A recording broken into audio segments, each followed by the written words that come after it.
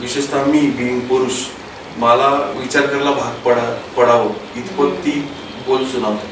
हिंदी चित्रपटात तर इतका सशक्त प्रयोग झालाच नाही नंतर. बापरे, खूप अवघड प्रश्न आहे. समर्थ रामदासांना नाही कळलं तर मी काय सांगणार.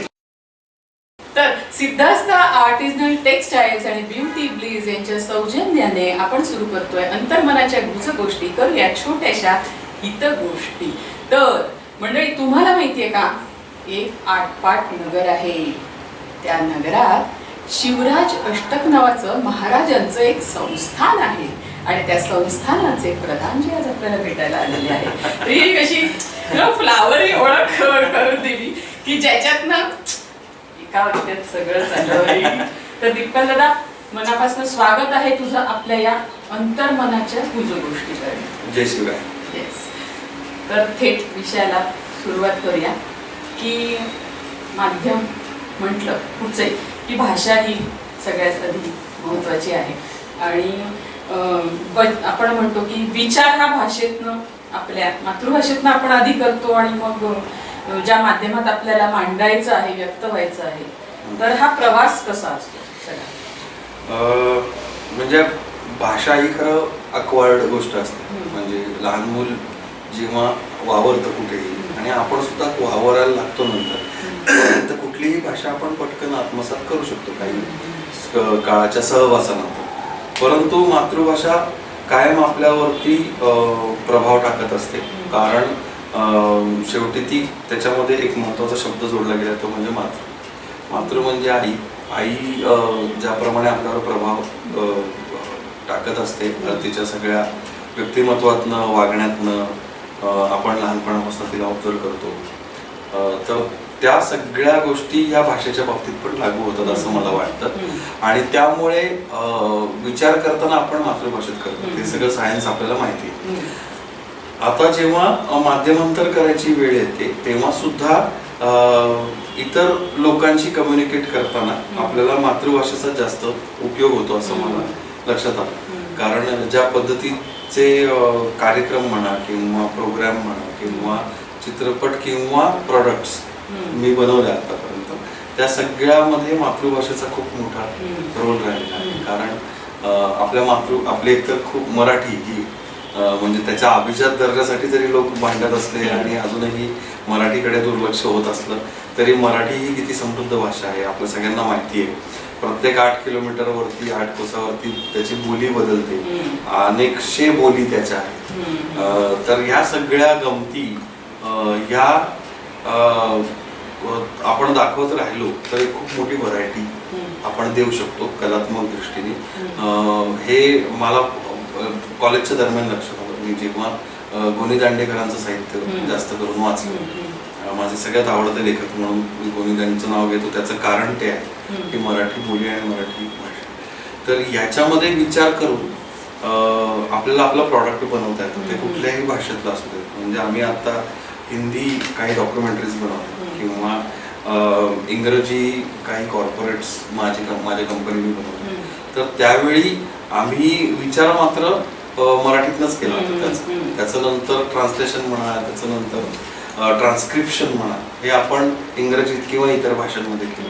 आता स्वाभाविक आधीचं जे यश मिळालेलं आहे त्याच्यामुळे हिंदी चित्रपटांच्या दुनियेतनं पण ऑफर्स येत आहेत. तर तेव्हा स्क्रिप्ट तयार करताना माझी प्रोसेस आता हीच की मी मराठीत आधी लिहितो, मग माझ्या काही मित्रांची मदत घेऊन ती हिंदीत, आणि त्यांची एक हिंदी वेगळी असते, ती रोमन मध्ये लिहितात. म्हणजे जी जे आय तर तसं मला नाही लिहिता येत. मला देवनागरीतच लिहिता येतं आणि मी जाणून बुजून पण देवनागरीत लिहितो. कारण मग ते आत्तापासून मी नाही केलं तर माझे असिस्टंट्स फॉलो करणार नाही आणि कुठेतरी त्या भाषेवर पण इम्पॅक्ट त्याचा येत राहतो. तर अशा रीतीने ती विचार करायला मदत करणारी राहते काय मातृभाषा. तू आता हे म्हणालास की देवनागरीत लिहितात वगैरे, तर आपण त्या काळातले आहोत साधारण की आधी हाती लिहायला सुरुवात केली होती पेनाने, स्क्रिप्ट सगळी जी असायची ती, आणि मग लॅपटॉप आणि डेस्कटॉप आणि हे सगळं ट्रान्सफॉर्मेशन झालेलं आहे. तर एक म्हणजे बिंग लेखक ह्याचा परिणाम होतो का कुठेतरी की हात बुद्धी आणि एक तो स्पीड एक मॅच करायला लागतो. कारण जेव्हा आपण हाताने लिहितो तेव्हा वी नो आपण काय उमटत असतं, काय करत असतो. तर हे तुला कठीण गेलं का सगळं ऍडजस्ट करायला? नाही कठीण गेलं, कारण मुळात खूप वेगाने विचार करायची सवय लागली होती. टेलिव्हिजन मध्ये आपण काम करतो त्याच्यामुळे त्याची डिलिव्हरी माहिती कशी असते. तर मग हाताने लिहिणार, मग लॅपटॉपवर लिहिणार, हे नंतर नंतर अवघड होत गेलं. एकांकिकांपर्यंत किंवा नाटकांपर्यंत ठीक होतं, पण ज्या वेगाने त्याची डिलिव्हरी करायला लागत होती तर त्याच्याकरता लॅपटॉप किंवा डेस्कटॉप जास्त सोयीचं ठरलं माझ्यासाठी. कारण त्या वेगाने आपण विचार करतो, त्या वेगाने टायपिंग शक्य असतं. मला म्हणजे माझं स्वतःचं हस्ताक्षर आईच्या आग्रहामुळे शाळेपासून खूप बरं आहे असं म्हणतात. तर मला वेडावाकडं हस्ताक्षर स्वतःला आवडत नाही. तर त्यामुळे मी लिहायला लागलो की मी फार कोरून लिहितो आणि मग माझ्या विचारांना खीळ बसते, असं उलट पण आहे माझ्या. तर म्हणजे मी कधी कधी खूप वेगाने लिहितो. आणि नंतर मात्र मला आताशा ते पटायला लागले की क्रिएटिव्हिटीचा कदाचित त्याच्याशी संबंध असावा. त्यामुळे आता ज्या स्क्रिप्ट मी लिहितो त्या मी आधी हाताने लिहितो, हस्तलिखित लिहितो. आणि मग माझे सहकारी जे आहेत, जे लेखनात संशोधनात मला मदत करतात, जसं केतकी गद्रे आहे किंवा पूर्णानंद वांडेकर आहे, मग हे त्याचं डिजिटल रूपांतरण करण्याचं हे लोक काम करतात. पण आता तसं मला तसं वाटायला लागलं की कुठेतरी याच्या क्रिएटिव्हिटीचा हात, मेंदू, बुद्धी याच्या कॉन्ग्रुएन्सीशी संबंध आहे. म्हणजे तू आता आणि हे म्हणालास की मुलींची पुस्तकं, कादंबऱ्या म्हणा, की मलाही वाचताना खूप मज्जा येते, आपण त्याच्यातनं रमत जातो. बरोबर, रमतो आपण. पण कादंबरीचं एखाद्या चित्रपटाकडे रूपांतर करताना काय सांगड घालावी लागते तुला, काय गोष्टींची? म्हणजे आतापर्यंत जे काही तुझं लिखाण आहे किंवा जे काही तुझ्या कलाकृती आहेत त्या सगळ्या तुझ्या या मोठ्या मोठ्या ग्रंथांच्या माध्यमातूनच पुढे आलेल्या आहेत. तर बिंग लेखक तुला त्या ट्रान्सफॉर्म कशा कराव्या लागतात? किंवा या कथा सोप्या आहेत, कारण मी या कुठल्या कादंबरीवर घेतल्या नाहीत. मी कथा घेतली आणि त्याचे प्रसंग निर्माण केले किंवा जे प्रसंग होते ते फुलवले, जे इतिहासात आहेत, ज्या गोष्टी इतिहासात आपल्याला मिळत नाहीत, इतिहास जिथे मुका होतो म्हणतो आपण, तर त्या ठिकाणी मी प्रसंग निर्माण केले. त्याचं लॉजिक लावून, ज्याला आपण प्रोबॅबिलिटी म्हणतो लेखनाच्या भाषेमध्ये, त्याची प्रोबॅबिलिटी निर्माण करून त्याचे प्रसंग निर्माण केले. कादंबरीच्या बाबतीत म्हणायचं तर मला कादंबऱ्यांवरचे सिनेमे बनवायचे, कारण आपलं साहित्य लोकांपर्यंत पोहोचवण्याचं ते एक सशक्त माध्यम आहे असं मला वाटतं. तर मला आतापर्यंत जेवढे कादंबरीवरचे सिनेमे झालेत ते जर पाहिले तर ते फसल्यासारखे वाटतात आपल्याला. म्हणजे मी हे खूप कलाकार या दृष्टीने आणि प्रेक्षक या दृष्टीने बनवतो. कादंबरी समजून न घेतल्यामुळे असं मला वाटतं की त्या कादंबरीकाराला काहीतरी म्हणायचं असतं, तर ते म्हणणं समजून घ्यायला पाहिजे असं मला वाटतं, की जे होत नाहीये. म्हणून मोठमोठे आपण बघतो की हॉलिवूड असेल किंवा म्हणजे आता हिंदी चित्रपटात तर इतका सशक्त प्रयोग झालाच नाही नंतर, पण जुने चित्रपट जे म्हणजे आनंदमठ त्यातलं एक उत्तम आदर्श उदाहरण आहे की चांगला चित्रपट बनला, ब्लॅक अँड व्हाईट काळात. पण त्याच्यानंतर आपण बघतो की चांगल्या कादंबरीवरचे चांगले चित्रपट आले नाहीत हिंदीमध्ये, पण मराठीत तर नाहीच नाही. म्हणजे याचं कारण मला असं वाटतं की फक्त पात्रांच्या, आपलं होतं असं वाचक म्हणून की आपण पात्रांच्या प्रेमात पडतो, तर पण त्या पात्राचं म्हणणं काय हे आपण कदाचित समजून घेत नाही. म्हणजे जुना एक, मी नाव आता घेत नाही, पण जुना चित्रपट आहे एक ज्याच्यातली गाणी खूप गाजली, आप्पांच्या कादंबरीवरचा चित्रपट, पण वीणाताईंचं स्वतःचं मत असं आहे की तो चित्रपट चांगला आहे. आणि मग जेव्हा मी कादंबरी आणि चित्रपट खरोखरच कम्पेअर केला तर तो खरोखरच फसल्यासारखं वाटलं. गाणी अप्रतिम जी आजही आपल्या सगळ्यांच्या लिस्टमध्ये असतील. तर असं का झालं याचा विचार जेव्हा केला मी कादंबरीवर कम्पेअर करून, तर कादंबरीमधला जो संघर्ष आहे तोच कदाचित त्या दिग्दर्शकाला कळणार नाही, तो फॉर्मच्या प्रेमात पडला. असं होऊ शकतं, असं झालेलं आहे बऱ्याचदा की फॉर्मच्याच प्रेमात पडतात आपले फिल्म मेकर. तर की मी अमुक पद्धतीने ह्याचं सादरीकरण करीन. तर मूळ कादंबरीतली कथा त्यातली अत्यंत रेबिलियस कल्पना 1965 मध्ये लिहिली आणि ती कल्पना अशा पद्धतीने आली की त्याच्यातला फॉर्म फार सुंदर आहे, पण त्याच्यात जे म्हणायचंय कादंबरीकाराला ते तितकं तुम्हाला भिडत नाही सिनेमावर. पण म्हणजे तू या म्हणजे कादंबरी वाचताना जे डोळ्यात पाणी येतं ते काय येत नाही हा विचार हा त्या फिल्म मेकरने केला. खरं आहे. मला तुला आता हे असं विचारायचं थेट की उमटत जातो जेव्हा तुम्ही कुठलीही कलाकृती लिहायला लागता तेव्हा, तर आधी उमट होणं महत्वाचं आहे का मला ह्या दिशेने जाणं हे महत्वाचं आहे की नाही, का याचा प्रवास याला करू दे स्वतःला नाही फॉर्म या विषयावरती मला फिल्म्स लिहिताना आतापर्यंत की तू जसं म्हणालास की काही प्रसंग हे आपल्याला डेव्हलप करावे लागतात जे तुम्हाला इतिहासात आलेले नसतात. तर मला कळला प्रश्न. मला असं वाटतं की मी स्वतः त्या विचारांचा आहे की तुमचं शेवटचं स्टेशन ठरलेलं असलं पाहिजे. म्हणजे ती एक स्टाईल आहे जी ज्याला आवडते त्यांनी घ्यावी की मला शेवट प्रेक्षकांवर सोडून द्यायचं. तर तसं मला नाही आवडणं मला. आणि त्याच्या मागे पुण्यातलीच एक खूप छान घटना आहे माझ्या सुरुवातीच्या काळात की एकांकिका आपण स्पर्धेच्या करतो आणि नंतर त्या जिंकल्यानंतर त्याचे प्रयोग होतो हे आपण सगळे त्याच्यात केलेले आहोत.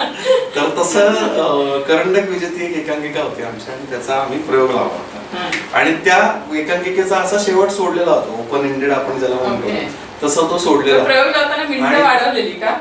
नाही दोन एकांकिकांचा 3 एकांकिकांचा जो प्रयोग करायचा होता म्हणजे एका स्लॉट मध्ये जे बसेल तसं. तर एक आजोबा आले पुण्यात प्रयोग होता भरतनाट्य मंदिरला आणि तर ते एकांकिका बघून एक आजोबा आले रिंगेत. सगळं संपलं कौतुक चालूच होतं एके बाजूला. ते मला बोलायचं दिग्दर्शकाशी म्हणून मग बोलायला आले माझ्याशी. मला म्हणले तू उत्तर का नाही दिलंस प्रश्नाचं. म्हणलं तो तुम्ही ठरवा. ते म्हणले मी पैसे देऊन प्रश्नाचं उत्तर शोधायला नाही आलो. तू उत्तर दे ते बरोबर का चूक ते आम्ही प्रेक्षक ठरवू. मला ते इतकं पटलं की तुमचं तुम्हाला उत्तर माहिती पाहिजे की तुम्ही प्रश्न निर्माण करून निघून नाही जायचं. हे माझं उत्तर आहे ना. हे तुम्हाला पटू शकतं किंवा नाही पटू शकत दॅट इज ओके. पण प्रेक्षकांना विचार करायला सोडून देणं हे त्या घटनेतनं मला असं वाटतं की मला नाही आवडत आता. त्यामुळे की हे माझं म्हणणं आहे. ती कलाकृती माझी आहे ना. आपण म्हणतो ना माय बेबी वगैरे. ती कलाकृती माझी आहे म्हणजे माझं हे म्हणणं आहे. मला ते ह्या कलाकृतीच्या माध्यमातून सांगायचं आहे आणि म्हणून माझा शेवट हा आहे. हे माझं ठरलेलं म्हणजे माझी स्टाईल ती आहे. म्हणजे आता विचार करत बसा बरं तो जिवंत आहे का तो मेला आहे का तो काय. अरे काय तू सांग. मी का त्याच्यामध्ये अडकून पडायचं असं महत्वाचं मी. मुळात काय की कला 2 गोष्टींसाठी वापरली जावी असं मला वाटतं. एक तर मनोरंजन आहेच आहे आणि प्रबोधन पण आहे त्याच्यातनं. तर प्रबोधन जर नाही केलं समजा आपण ते पण मान्य आहे पण मनोरंजन पूर्णपणे करा. 3 तास त्यांच्या आयुष्यातले वाया घालवून म्हणजे मी खूप चांगल्या दिग्दर्शकांच्या हाताखाली काम केलं माहिती. म्हणजे विनय आपटे असतील संजय सुरकर असतील संगीत दादा असेल तर ह्या सगळ्यांचं म्हणणं एकच होतं की एक माणूस त्याच्या आयुष्यातले 3 तास 4 तास खर्च करून की त्याचं आयुष्य आहे ना एक 60 वर्षांचं 70 वर्षांचं 50 वर्षांचं 30 वर्षांचं त्याच्यातले 3 तास तो तुम्हाला देतो. किती व्हॅल्यू आहे त्या प्रेक्षक म्हणून. आणि ते दिल्यानंतर तुम्ही त्याला विचार करायला लावणार त्रास देणार. आता काही जणांना त्रास घ्यायला आवडतो मला द्यायला आवडत नाही. हा त्यातला माझा फॉर्मॅटचा पॉईंट आहे आणि ते कमर्शियल आहे जास्त की या बघा आणि तुमचं मत मांडा. मला हे मांडायचं आहे हा मुद्दा सगळ्यात महत्वाचा असतो. एक छोटासा ब्रेक घेऊया आणि ब्रेक नंतर परत.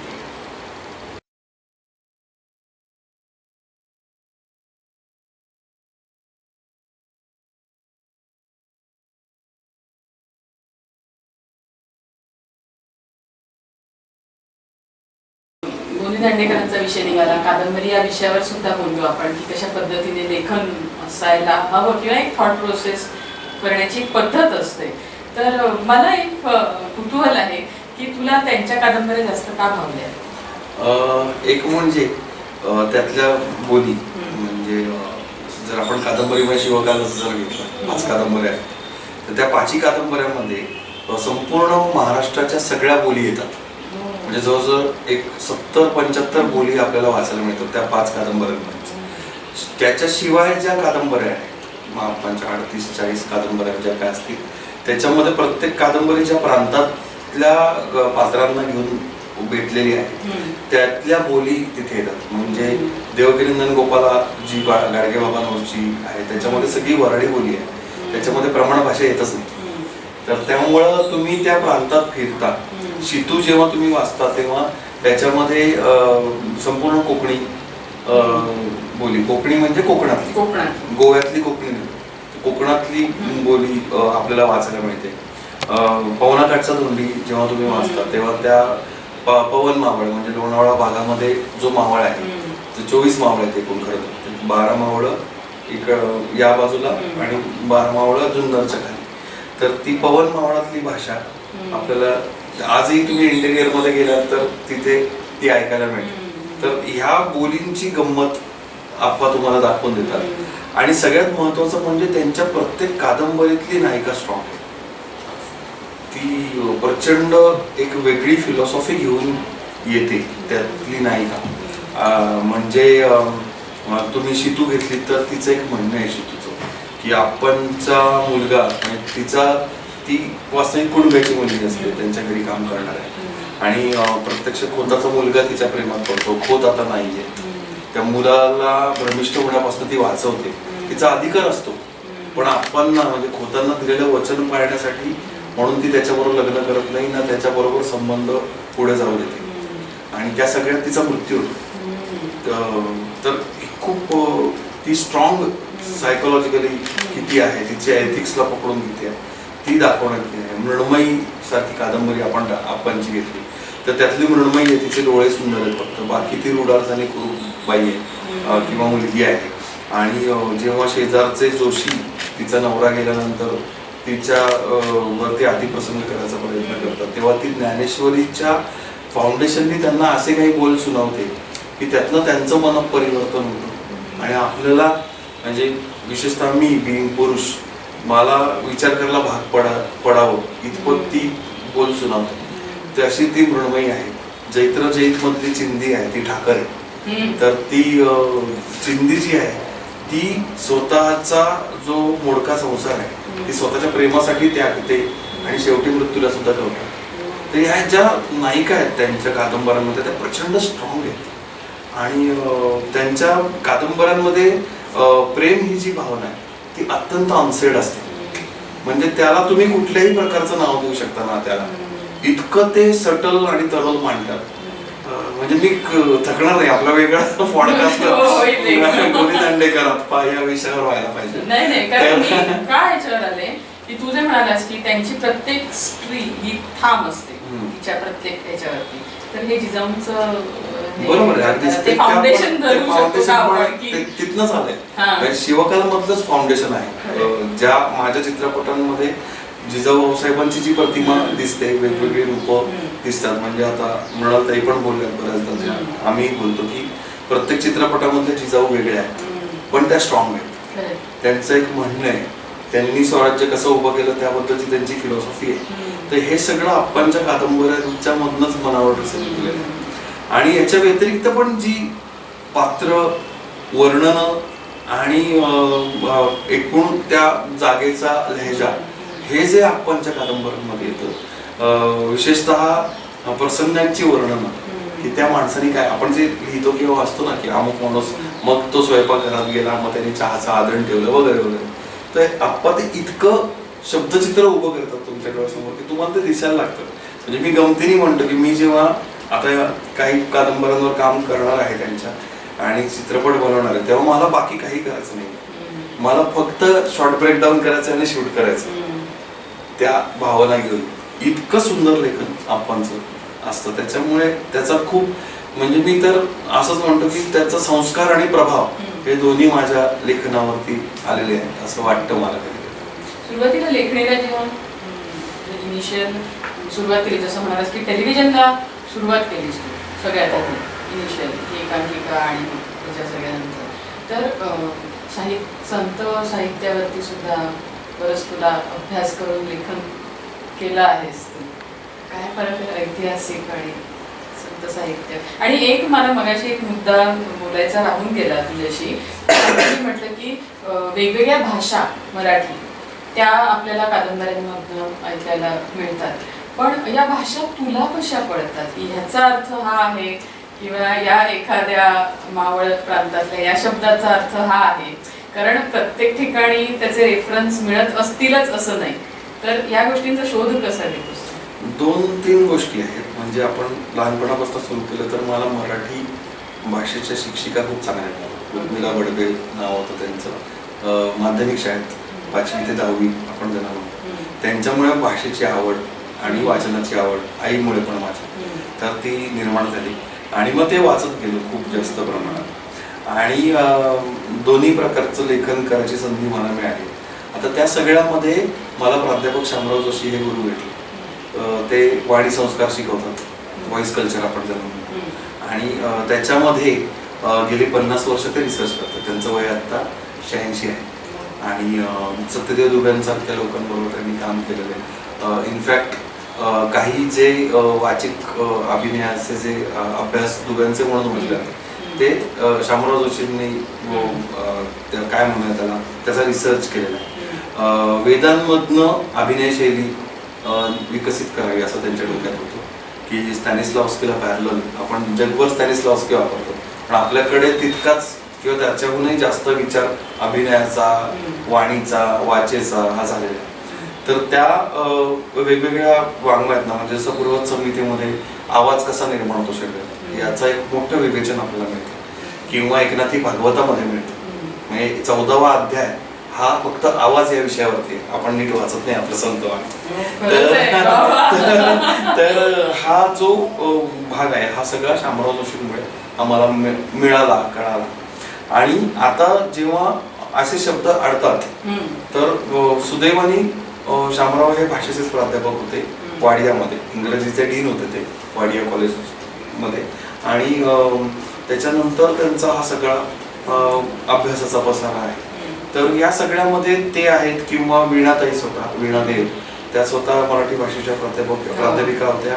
आप्पांची मुलगीच आहे ती, त्याच्यामुळे आप्पांनी काय लिहिलंय कशा पद्धतीचे ते शब्द आहेत हे सगळे या दोघांकडनं जास्ती वेळा मी समजून घेतो. आणि तिसरा मार्ग असा की प्रत्यक्ष त्या मावळ प्रांतामध्ये फिरून तिथले जे शब्द आहेत ते शब्द मी वेचतो, जे काही आता आप्पांच्या कादंबऱ्यांमध्ये पण नाही आहेत पण अजूनही बोलली जाते, पण ती बोलली जाते, इंटेलिजन्स मध्ये बोलली जाते. सुदैवाने मी माझ्या ऐन तारुण्याच्या त्या काळामध्ये खूप ट्रेकिंग केले. त्यावेळी त्या धनगर पाड्यांवरती किंवा आदिवासी पाड्यांवरती काय पद्धतीची भाषा, त्यांच्याशी त्यांच्या भाषेत गंमत म्हणून कम्युनिकेट करणं या गोष्टी केलेल्या आहेत. तर तू माझं सांगा ते लिहित असताना संगीताचा माझा आवडता शब्द तो केंडवणी म्हणजे चेष्टा करणं. हा कोकणातलं माझ्या वडिलांच्या तोंडी हा फार असायचा. आणि मग तो इथे मावळ प्रांतात पण वापरला जातो. किंवा आता सुभेदार मी जाणीवपूर्वक खूप जास्त मावळी बोली वापरून लिहिला. म्हणजे तानाजी मालुसरेंच्या तोंडी तर खूप जास्त मावळी बोली आहे. माझ्या मनी उमाळत आहे का. तर हे सगळं जर आता केलं नाही तर ते पुढच्या पिढीपर्यंत पोहोचणार. हा सगळा विचार करून ते सगळं करतो मी. म्हणजे शिवाजी महाराज जेव्हा खूप जास्त खुश होतात तानाजी मालुसरेंवर आणि पहिल्यांदा त्यांना सरदार बनवतात, तो जो सगळा सिक्वेन्स आहे प्रसंग आहे त्याच्यामध्ये ते एकदम शाप भले राव शाप भले असं ओरडतात. तर शाबास असाच त्याचा अर्थ आहे. तर शाप भले हा मावळातला उद्गार आहे. तर तो तिथे मला सापडला की तिथे जेव्हा कुस्त्यांचे फड रंगतात त्याच्यामध्ये कोणी कोणी ओरडलेलं माझ्या कानावर आहे. तर असे ते शब्द वेचून ते सगळं. आणि लोकल ठिकाणी शूट करता तुम्ही, त्यांचा काय अप्रोच असतो या सगळ्याबद्दल की ते इन्व्हॉल्व होतात? खूप इन्व्हॉल्व होतात. त्यांना तसे कॅरेक्टर त्यांना ते म्हणजे कित्येकदा असं होतं की लाईव्ह लोकेशनला शूट करतो आपण, कारण बजेटचा प्रॉब्लेम असतो, सेट्स लावू शकत नाही. तर इतर ठिकाणी कसं होतं ना की आपल्याला सांगावं लागतं तुम्ही मोबाईलमध्ये फोटो काढू नका किंवा न्यूसन्स करू नका, शांत बसा. पण आमच्या टीमचा अनुभव खूप उलटा आहे. म्हणजे शूटिंग सुरू झालं की पब्लिकच शांत करतं एकमेकांना. हो. हे शूटिंग बंद करा, शूटिंग चालू आहे तुम्ही आवाज कमी करा वगैरे. किंवा कोणी मोबाईल काढू देत नाही इतरांना. म्हणजे काय म्हणतात त्याला, सुरक्षेदाखल किंवा प्रिकॉशन म्हणून आपण आपले वॉचमन्स ठेवलेले असतात, आपल्या प्रोडक्शन मधली माणसं फिरत असतात की कोणी शूट करू नये, लुक्स रिव्ह्यू करू नये. पण त्याची खूप कमी भीती असते मला, कारण लोकांचं आता शिवराज अष्टकावर प्रेम आहे. श्री शिवराज अष्टक हे त्यांच्यासाठी एक सोहळा झाला. म्हणजे आम्ही जेव्हा प्रमोशन मध्ये बोलतो ते खरं बोलतो आता, की हे शिवराज अष्टक सुरू केलं तेव्हा आमचं होतं, आता ते प्रेक्षकांचं. त्यामुळे ते व्हावं, ते घडावं, ते 8 चित्रपट कम्प्लीट व्हावे, ही आता संपूर्ण प्रेक्षकांची जनभावना आहे. तर त्याच्यामुळे फायदा होतो खूप जास्त. तर मी थोडं ना आता वेगळं एक पाहूया आपण थोड्याशा, की सावरकरांवर अनेक जण भाषण करतात. सावरकरांबद्दल वेगळ्या पद्धतीने सध्या कमर्शियल प्रचार सुरू झालाय असं म्हणूया आपण. ऍक्सेप्टेड, म्हणजे मला असं वाटतं व्हायला. तर आपण कमर्शियली सुद्धा, पण काय त्याचा मोटिव्ह असायला हवा, की त्याचं राजकारण हा मोटिव्ह धरून हल्ली प्रचार होतोय. सावरकर या व्यक्तिमत्वाचा म्हणूया किंवा आपण त्या विचारसरणीचा. महापुरुषांच्या बाबतीत हे कायम दुर्दैवाने आपल्या देशात घडत राहतं, की ते एकतर मिसइंटरप्रिट होतात बऱ्याचदा. म्हणजे याच्यातनं छत्रपती शिवाजी महाराज सुद्धा सुटले नाही, त्यांचाही राजकारणासाठी वापर झालेला आपण पाहतो. सावरकरांच्या बाबतीत म्हणायचं झालं तर मोस्ट मिसअंडरस्टूड पॅट्रियट आहे, की त्यांना समजलंच नाही. म्हणजे त्यांचाच एक प्रसंग आपण पाहतो त्यांच्या चरित्रातला, की त्यांचा जेव्हा सत्कार केला गेला 61व्या वर्षी दादर, तेव्हा एस एम जोशी म्हणाले की आम्ही स्वातंत्र्यपूर्व काळातल्या स्वातंत्र्यवीर विनायक दामोदरांचा सत्कार करतो. तर ते म्हणल्यानंतर सावरकर असं म्हणले की 50 वर्षानंतर, म्हणजे त्यांनी असं म्हटलं की आम्ही 1911 सालच्या सावरकरांचा सत्कार करतो. तर ते म्हणले की ते सावरकर करायला कळायला तुम्हाला 50 वर्ष लागली. आता मी जे काही म्हणतोय समाजाच्या बाबतीत, समाज प्रबोधनाच्या बाबतीत, सामाजिक एकतेच्या बाबतीत, हे सगळं कळायला तुम्हाला अजून 50 वर्ष लागणार. आणि जे की खरंच आहे, आज आपण बघतो की 50 वर्ष उलटून गेली तरी आपण त्यांनी सांगितलेली सामाजिक एकता, त्यांना अपेक्षित असलेलं हिंदुत्व, त्यांना अपेक्षित असलेलं राष्ट्रीयत्व, या सगळ्या गोष्टींच्या बाबतीत सगळ्यांनी सोयीने घोळ घातलेलं दिसतं. आणि त्यामुळे सावरकरांचं जे म्हणणं आहे ते म्हणणं बाजूलाच पडले. म्हणजे आसिंधू सिंधू पर्यंत यस्य भारत भूमिका पितृपुण्यपुश्चैव सवय हिंदुरीती स्मृता, असं त्यांनी म्हटलं स्पष्ट, की जो माणूस आपल्या भारत देशाला आसिंधू सिंधू पर्यंत, सिंधू नदीपासून सिंधू सागरापर्यंत जो या भारताला आपली पितृभू आणि पुण्यभू मानतो, तो हिंदू आहे माझ्या दृष्टीने. ती व्यक्ती हिंदू आहे. इतकं सरळ सोट त्यांनी सांगितलेलं असताना सुद्धा त्यांना आपण वेगळ्या ठिकाणी वेगळ्या पद्धतीने पाहतो. याचं कारण आधीची सगळी पार्श्वभूमी सुद्धा आहे, की त्यांना जाणीवपूर्वक कशा पद्धतीने त्यांची फिलॉसॉफी दडपली गेली, त्यांना चुकीच्या पद्धतीने रिप्रेझेंट केलं गेलं, त्यांना अनेक चुकीच्या गोष्टींमध्ये अडकवण्यात आलं. भारतामध्ये जन्माला आलेला इतका मोठा महापुरुष, की ज्यांनी अनेक सामाजिक क्षेत्रांना स्पर्श केला. जसं भाषेबद्दल आपण सुरुवातीपासून बोलतो की भाषा शुद्धी हा सगळ्यात महत्वाचा भाग त्यांनी केला. याला प्रतिभा लागते. तुझ्या माझ्यासारखी सामान्य माणसं त्यांना फॉलो करू शकतात, नवीन शब्द नाही निर्माण करू शकतात. त्यांनी नवीन शब्द निर्माण केले जे निर्लज्जपणे आज आपण वापरतो, पण त्याचं क्रेडिट त्यांना द्यायला आपण नाकारतो. आपला समाज त्या बाबतीत कर्तव्य नाही. खरं सांगायचं तर खूप मोठं स्टेटमेंट करतो मी, पण हे मी जेव्हा डोळसपणे पाहतो मला वाईट वाटतं. मी पण त्या समाजाचाच एक भाग आहे, की आपण क्रांतिकारक असतील, आपण स्वातंत्र्यवीर असतील, आपले सैनिक असतील, या सगळ्यांचं श्रेय द्यायला आपण नाकारतो. आपण जागे होतो 15 ऑगस्ट 26 जानेवारीला, किंवा जर कारगिल सारखी कुठली गोष्ट घडली तर, आणि मग त्यावेळी आपल्याला सगळे आठवतात. आणि ते आठवतात म्हणजे काय, आता तर त्यांचा फोटो लावणं आणि डीजे लावून धिंगाणं काढणं याच्या पलीकडे आपल्याला काय नाही. या सगळ्या गोष्टी मला असं वाटतं की स्वातंत्र्यवीर सावरकरांना मांडताना त्यांच्या या फिलॉसॉफीला मांडलं पाहिजे. जसं छत्रपती शिवाजी महाराज मांडत असताना मी त्याच्यातनं काय घ्यावं हे मांडण्याचा प्रयत्न करतोय. किती पोचतंय हे देव जाणे, पण ते पोचतंय हे नक्की कळायला लागलं 5व्या चित्रपटात. त्याच पद्धतीने स्वातंत्र्यवीर सावरकरांवरचा चित्रपट पण करायचा असं एक मानस आहे माझा. आता त्याला याच्यावर येणारच होते किती की बळ लोकं मिळतं. फक्त कारण अरे इतकंच कळतं पुढच्या पिढीला की त्यांनी अशी जेल मध्ये ते होते, असं झालं, पण काय त्यामागे संस्कार काय होते, त्यामागे त्यांच्या भावना काय होत्या, किंवा इथे तेव्हा काय सर्कमस्टन्सेस होते. म्हणजे मॉर्सलिसची उडी आपल्याला माहिती आहे, समुद्रात उडी मारणारा माणूस म्हणून सावरकर शिकवले जातात. दुर्दैव आहे आपलं फक्त तेवढं शिकवलं होतं, पण तेही पूर्ण नाही शिकवलं. नाही, आणि तिथे दाखवायला पण देतात. ते जे पोर्टहोल आहे, जहाजाचं पोर्टहोल आहे, त्याचा जेमतेम व्यास असतो 1 ते 1.5 सेंटीमीटर, 1 ते 1.5 फूट. तर या व्यासातनं तो 34 ते 36 इंच छाती असलेला माणूस त्या व्यासातनं कसा पलीकडे गेला असेल. त्याचं अंग पूर्ण रक्तबंबाळ झालेलं होतं, त्यांचं पूर्णपणे रक्तबंबाळ होऊन त्यांनी, कारण ते पोर्टहोल फोडलं, त्याच्या काचा पण होत्या, त्या काचेने त्यांचं अंग फाटलं होतं. आणि ते सगळं करून त्यांनी समुद्रात उडी मारली खाऱ्या पाण्यात. काय प्रकारच्या वेदना असतील हे शिकवलं पाहिजे. मला असं म्हणायचं की त्याच्यात मागचं तत्व काय होतं त्यांचं ते शिकवलं पाहिजे. आपण काय शिकवतो दुर्दैवाने शाळेत, एकतर ते शिकवले जात नाही. स्वातंत्र्यवीर सावरकर नावाचे एक सशस्त्र क्रांतिकारक होऊन गेले, याच्या पलीकडे आता पाठ्यपुस्तकांमध्ये काही. मग आपल्या हातात आहे कलाकारांचे की हे सांगणं, पण सांगताना या गोष्टी सांगितल्या गेल्या पाहिजे की त्यांनी काय केलं, किती पोहले, ते काय समुद्र ओलांडून गेले नाही, जेमतेम 25 फूट पोहले. पण सावरकरांनीच असं लिहून ठेवलं आहे की जेव्हा विठ्ठल मंदिर रत्नागिरीमध्ये त्यांनी विठ्ठल मंदिर खुलं केलं हरिजनांसाठी, तेव्हा त्यांनी काढलेली दिंडी ही 100 फुटाची किंवा 100 मीटरची असेल. तर ते म्हणले की मला ते जे समुद्रातलं अंतर आहे ते जेवढं मोठं वाटलं नाही, तेवढं मोठं अंतर हे वाटलं जे जातीभेदाचं आहे. हे सावरकर आपण सांगतो की ज्यांनी जाती निर्मूलन करायला सांगितलं. जात्युच्छेदक निबंध नावाचे त्यांचे निबंधाचा खंड आहे की ज्याच्यामध्ये जातीपाती मानू नका.